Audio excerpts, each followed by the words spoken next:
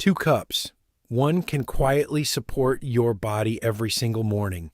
The other, when you drink it every day after 50, sits far heavier on the body than you might imagine. And here's the most troubling part. Most people your age reach for the very one that's harder on the body, sincerely believing they're doing something good for themselves. Both are made from the same thing. A handful of tiny brown clove buds. Both look almost identical. But inside an aging body, they behave like 2 completely different substances. What was good for you at 40 can turn out to be too strong at 65. And what seems weak and useless can actually be exactly what your body needs today. And here's the trouble.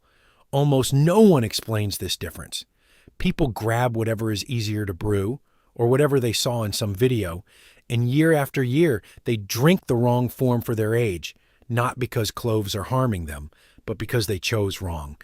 Today, I'm going to lay it all out clearly.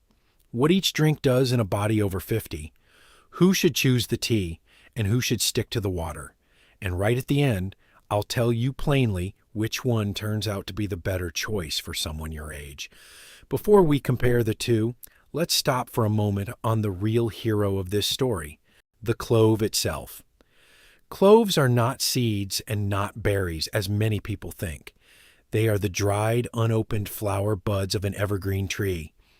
Once, cloves were considered one of the most valuable spices in the world, prized for centuries. What makes them so special is a compound called eugenol, the source of that distinctive, warming, slightly fiery taste you recognize in toothpaste or in remedies for a toothache. Now here's something most people never stop to think about. The very same clove gives you wildly different amounts of that compound depending on how you prepare it. And that single fact is what splits our 2 drinks apart. So the real question becomes, what's the best way to deliver this benefit into an aging body? Through tea or through water?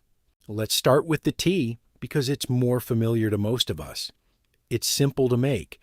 You pour boiling water over a few clove buds and let them steep for 5 to 10 minutes. And this is the key thing to understand. The high heat acts almost like an extractor. It quickly pulls the essential oils and active compounds out of the buds, so the tea comes out dark, strongly aromatic, and far more concentrated than a cold infusion. That sharp, warming taste you feel from the very first sip, that's the eugenol, and there's a lot of it in the cup. For some people, that's a real plus. Warm clove tea soothes the throat and helps with congestion when you're coming down with something, and it creates a comforting ritual that many people enjoy on a cold morning. You hold the warm cup in your hands, take a slow sip, and the day begins a little calmer. But here's the part almost no one tells you. That very strength is also the tea's weak side after 50. The more concentrated the eugenol, the more noticeably the drink is felt by the body. And our bodies, with age, simply don't process substances as quickly as they once did. What we handled easily at 40 now asks for more caution at 65. So for some older adults, a very concentrated clove tea can be harder on digestion. It may feel too sharp for a sensitive stomach and bring on heartburn or discomfort, especially on an empty stomach. And its warming, stimulating effect can interfere with sleep if you drink it late in the evening, which is, of course, exactly when many of us reach for something warm. So the tea is the option of strength and comfort, but one that's better used now and then than every single day. Before we get back to the video, I'd like to ask for a small favor. 99% of viewers watching right now haven't subscribed yet. If you appreciate content like this and want to see more videos in the future, please subscribe and leave a like. Your support helps the channel grow and allows us to keep sharing valuable information. Thank you. Now let's continue. Now the second drink. And this is where it gets interesting, because clove water breaks almost every rule you'd expect. It's made without any fire at all. You drop just 2 or 3 whole clove buds into a glass of room temperature water, and you leave them to steep overnight, 6 to 8 hours. In the morning, you take the cloves out and drink the water, best of all on an empty stomach. Now, you'd think a drink made with no heat and only a couple of cloves would be too weak to matter. And here's the surprise. That's exactly the point. Without heat, the compounds come out of the bud slowly and gently. The water stays mild, the taste faint, the concentration low. What looks like a weakness is the whole secret. Because here's what changes everything. An aging body doesn't always want the strongest dose. It often does better with the gentlest one it can still benefit from. Clove water gives you the compound of the clove, but in a form so mild that most people find it comfortable to drink day after day. It's easy on the stomach, rarely causes heartburn, and many older people notice it gently supports digestion and leaves them feeling less bloated after meals. Think of it like watering a plant. You can dump a whole bucket on it at once, or you can pour a little at a time and let it soak in. The plant takes far more from the slow, steady pour. After 50, your body is much the same. Of course, mildness has its trade-off. If you want a quick, powerful warming hit, clove water won't give it to you. It works gradually, not intensely. Not a sprint, but a long, steady walk. But by our age, most of us have learned that the steady, long road tends to be the more reliable one. So let me put the two side by side in one clean picture, so it sticks.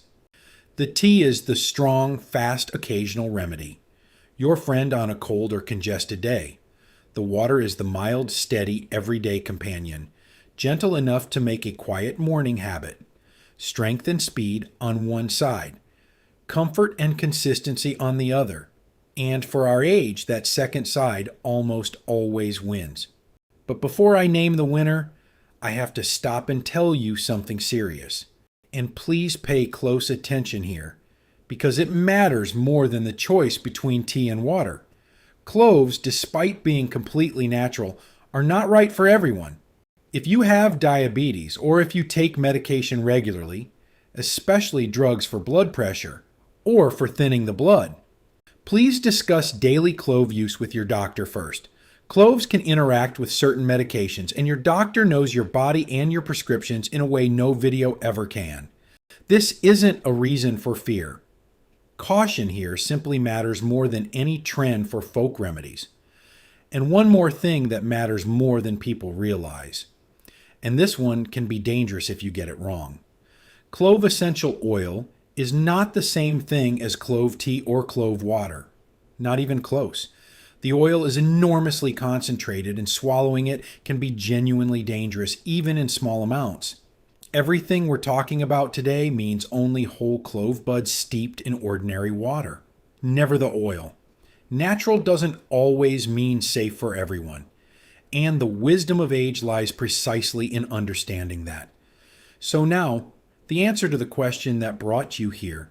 For the overwhelming majority of people after 50 as a daily, calm, supportive habit, the better choice is clove water. At our age, we don't gain from powerful one-time blows to the body. We gain from gentle, consistent habits the body can carry day after day without tiring. Clove water gives you the benefit of the clove in the form. An aging stomach handles with ease, simple enough to fold into your morning like washing your face. But that doesn't leave the tea with no place. The tea is your helper for the special occasion. A cold, a congested chest, a raw and damp day when you truly need to warm yourself from within.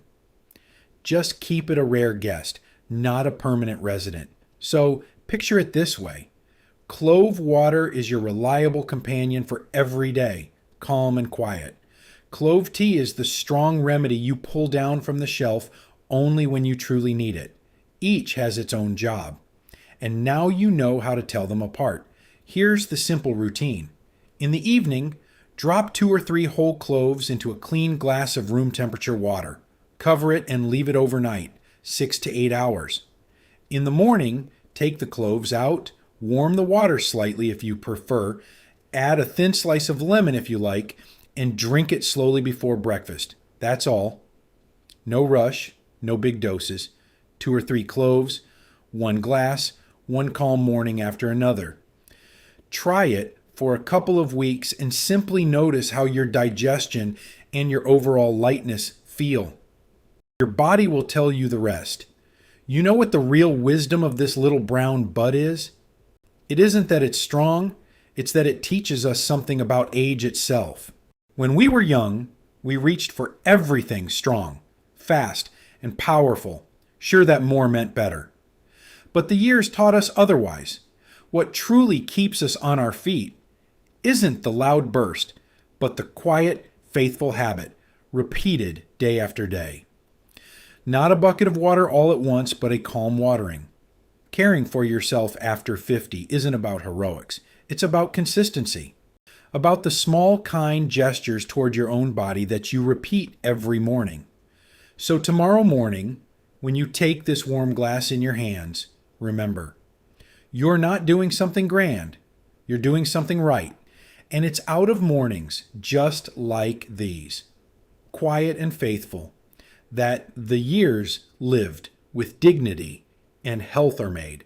Take care of yourself. If this conversation has been helpful to you, share it with someone you hold dear, someone over 50.